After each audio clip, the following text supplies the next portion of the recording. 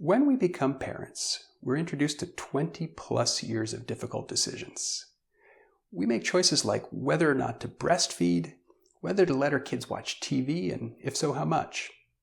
Right now there's controversy about whether it's safe to vaccinate, and if so, when. Some parents worry about whether they should sleep in the same bed as their infant or let them sleep alone in a crib. Often, we make these decisions under the assumption that whatever we choose, the consequences will be important to our child. The question is, how do we know this? Yeah, there's lots of information available through the media and especially online. But then again, this is the same internet that tells me that alcohol causes cancer and is great for my heart, or that I should avoid carbs but definitely not eat red meat, or tofu, or farm-raised fish. There's just a ton of chatter and noise out there. So what are we supposed to do when it comes to our most important life choices, like those related to parenting? In this class, I'll suggest that our best hope is to bypass the chatter and go directly to the science itself, and even more importantly, to learn tools for thinking critically about the latest news or parenting trends. Parenting itself certainly is not a science, and I can tell you right now that science doesn't have all of the answers.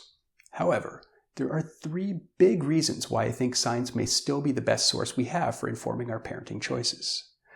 Let's consider what I think these 3 big reasons are. Number 1, we don't have a whole lot of choice.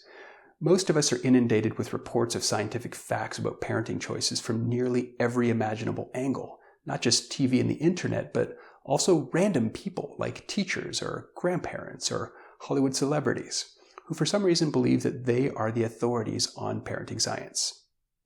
If we don't learn how to sort through this noise, it will probably seep into our brains in the form of vague and disorganized thoughts and feelings anyway, whether we like it or not.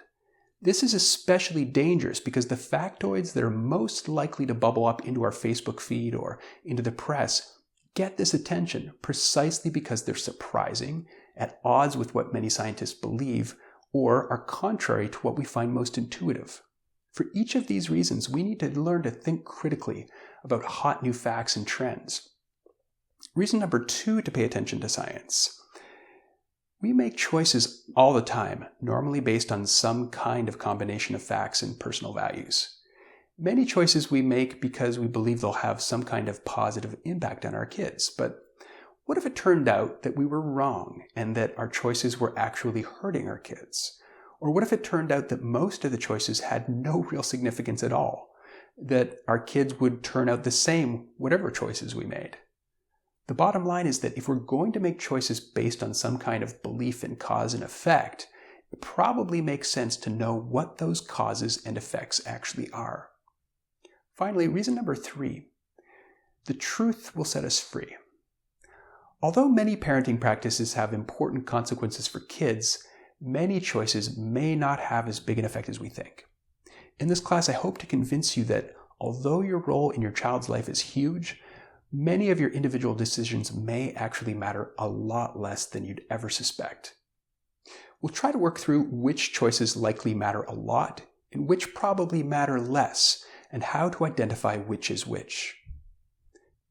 The main goal of this class is not simply to dump more facts into your lap. Yes, I'll try to tell you when science has solved a particular problem, but my main focus will be to show you how you can figure out the science on your own, and how you can scrutinize media reports and chatter to tease apart the good from the bad. Like scientists, we'll try to confront new facts with skepticism, but then move beyond our skepticism to decide what is most likely given what we know. But, unlike scientists, we'll also try to use this imperfect knowledge we have to make real life decisions.